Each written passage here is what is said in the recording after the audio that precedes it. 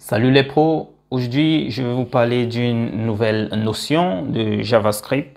Il s'agit des fonctions d'affichage. Et hier nous avons essayé de parler de notre premier programme Hello World et c'était une façon pour nous de monter dans le train, je veux dire de prendre le train qui était déjà en marche. Alors nous allons passer maintenant à la deuxième vidéo qui va vous permettre de comprendre comment utiliser quelques petites notions de base d'affichage, quelques fonctions d'affichage de HTML, non, autant pour moi, de JavaScript. Et ici, là, ce que je voudrais vous dire, c'est qu'on ne va plus refaire ce qu'on a fait à au premier tutoriel. On va tout simplement utiliser le document HTML qui a été créé et tout simplement faire une extension pour gagner en temps. Donc, et ne pas trop tirer de long en large les explications. Donc voilà, aujourd'hui pour être plus ciblé, nous allons parler de la fonction innerHTML.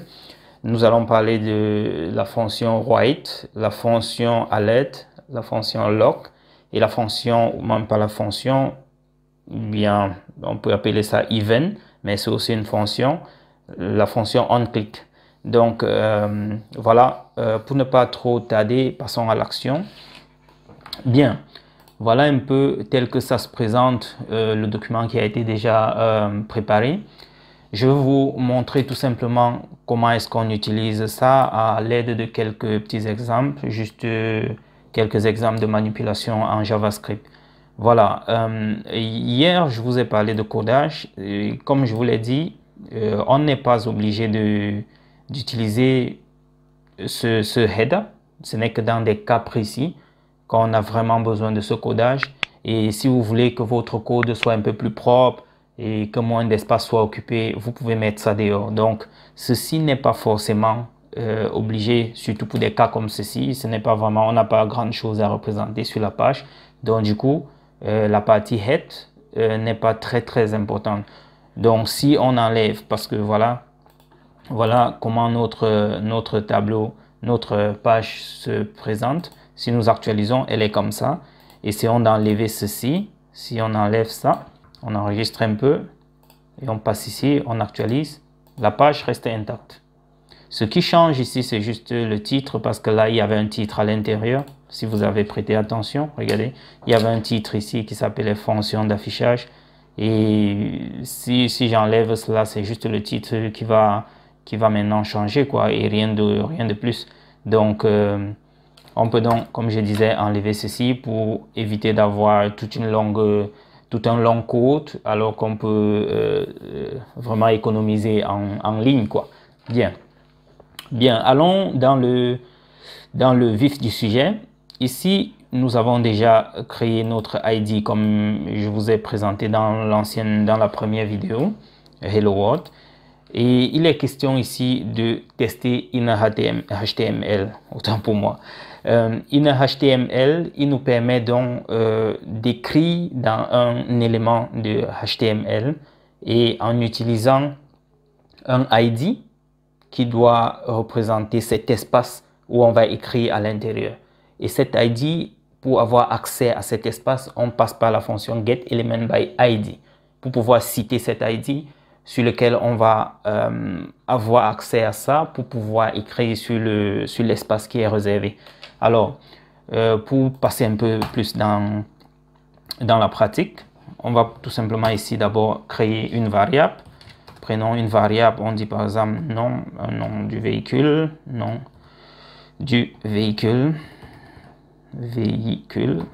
voilà, le nom du véhicule, nous mettons par exemple est égal à BMW. J'adore la BMW.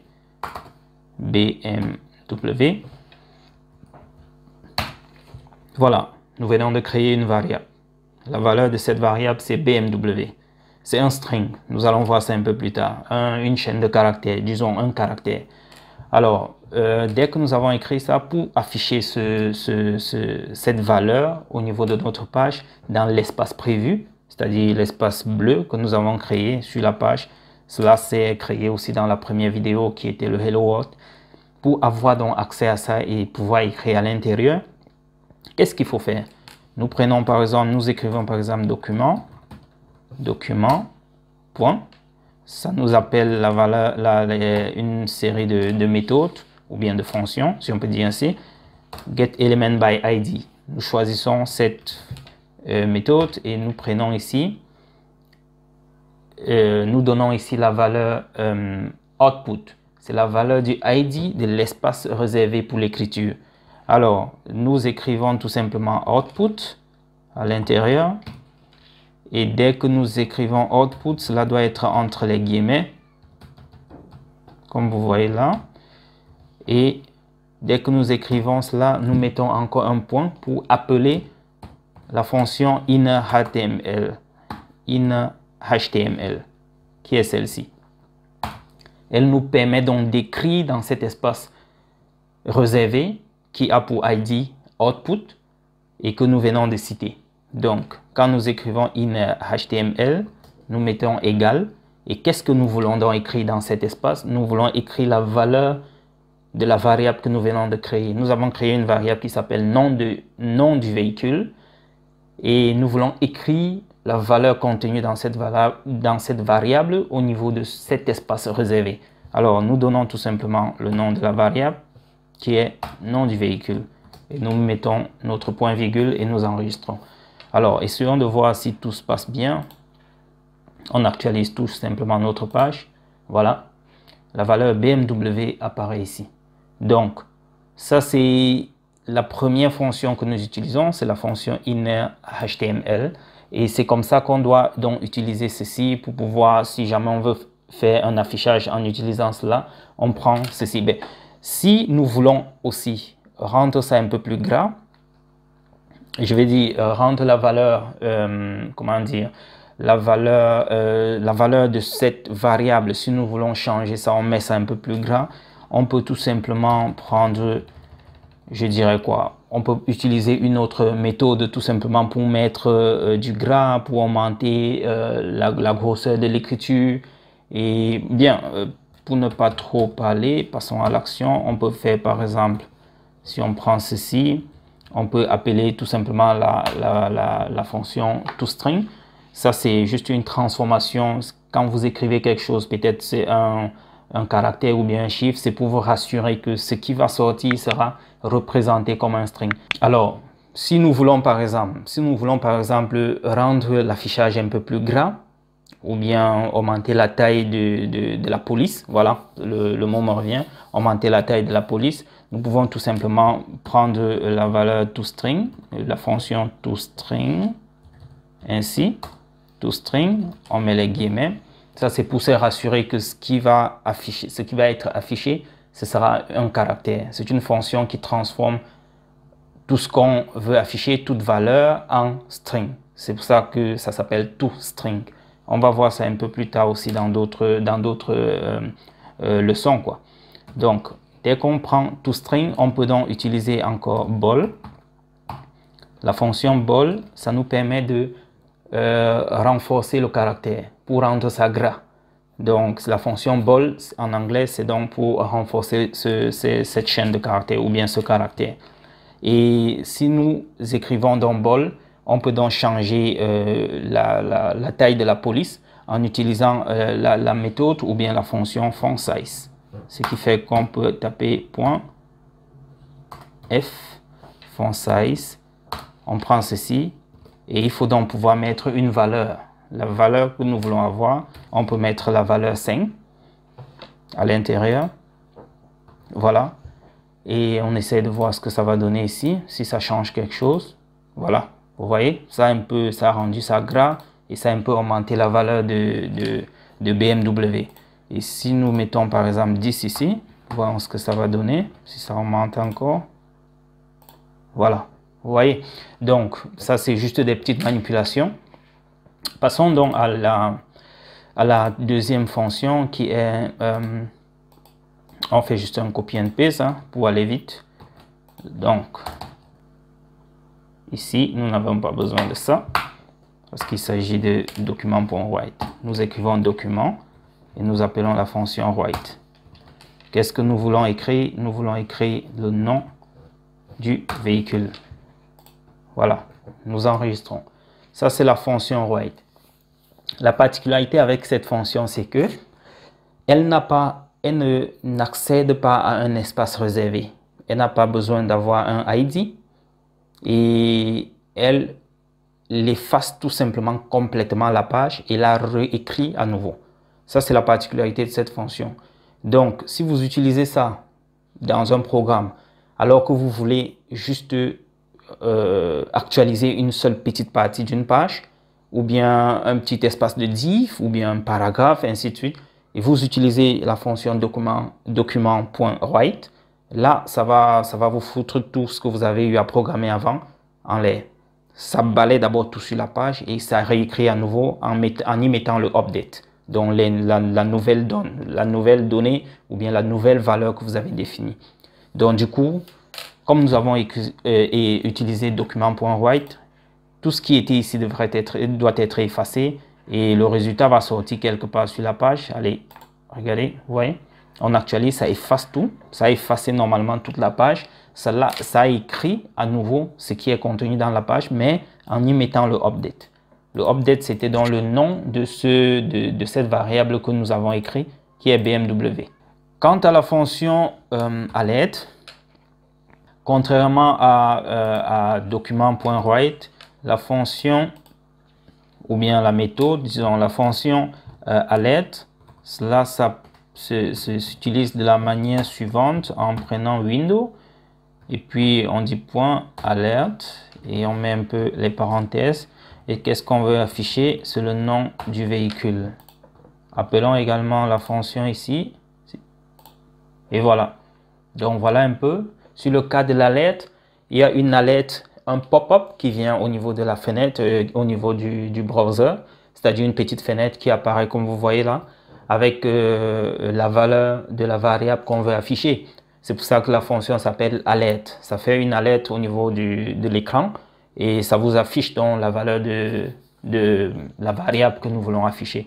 Donc voilà un peu la différence avec la fonction pop-up, ou je vais dire la fonction alert. C'est une pop-up function, si on veut parler en anglais. Donc ça sort une petite fenêtre au niveau de votre browser avec la valeur de la variable qu'on a définie dans le programme. Donc voilà un peu. Et il y a une dernière fonction, non, l'avant-dernière. Nous avons ici la fonction lock qui est une fonction console qui s'appelle de cette façon console.lock et la fonction lock s'utilise ainsi. On prend également le nom du véhicule et nous enregistrons. Alors, si nous allons sur la page et que nous actualisons la page une fois de plus, on ne va pas pouvoir, ici, on ne va pas pouvoir voir la valeur sur la page. Vous voyez, on ne va pas pouvoir voir la valeur sur la page, mais plutôt, il y a une autre façon de voir en utilisant F12, par exemple. Je vais vous expliquer. Voilà. Si on appuie F12, voilà ce qui apparaît. Voilà donc BMW, qui est la valeur de la variable que nous avons utilisée dans le programme. C'est ça ici qui apparaît. Et on utilise donc la console et on présente la valeur sur la partie réservée à l'affichage. Mais pourquoi est-ce que ça se passe comme ça? Cette fonction est plus utilisée par ceux qui programment pour pouvoir retracer ce qui se passe en dessous. Je vais dire in background. La partie non visible des opérations qui se passent derrière, c'est ça qui se fait ici avec cette fonction console lock et ainsi de suite. Donc on voit par exemple le nombre de temps qu'un request ou bien une demande a été faite, combien ça met, combien de millisecondes ça met et quels sont les paramètres qui sont envoyés. C'est par exemple dans le cas d'un Ajax request, ça nous permet donc de voir si le request est terminé, quel est le statut, quelle est la réponse, si tout s'est passé comme cela se devait, ainsi de suite. Donc cela se contrôle en utilisant cette méthode. Vous voyez par exemple ici nous avons network, vous voyez, voilà les mesures, 60 secondes, ainsi de suite. C'est comme ça qu'on voit si combien de temps est-ce que la demande a été, combien de temps la demande a duré. Vous voyez les informations sur le stack ici, ainsi de suite. Vous voyez donc, voilà la console et ici, il y a tout simplement les éléments du code lui-même qu'on peut voir.